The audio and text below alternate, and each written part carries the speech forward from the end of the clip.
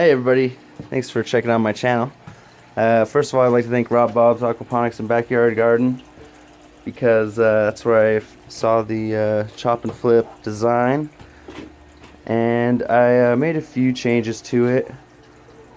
I did the bell housing, pretty much the same method. I think I might do a little bit better cutoff, but it does seem to work. There was one time when I got stuck when I just had one of these small water pumps pumping in here, and it was getting stuck on both ends with it full and trickling and with it drained out and trickling, and I had to come here and just give it a little wiggle. But I found that if I just make sure the teeth are on the lower side of this barrel, then it doesn't have that problem. So everything's pretty much the same in here.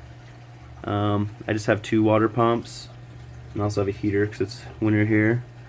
And I got the T right there coming straight out of a 1-inch PVC, and the top looks like. And I just used some silicone, some of the aquarium silicone at the bottom, just to make sure that sealed really nicely. And I ended up using some in this cap too because it was draining a little bit. So I'm using two smaller 150-gallon pumps. They're the cheapo Harbor Freight ones. So I was kind of concerned that one would fail on me, so I have the two of them running, which seems to work pretty well, actually better than just the one.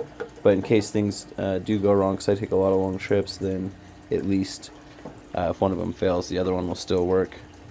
Get some water movement. So yeah, that's the main difference there. Is I have two pumps, and I also don't have any valves or turn-offs or anything. It's just the pumps dropped right in there with the lines brought up here.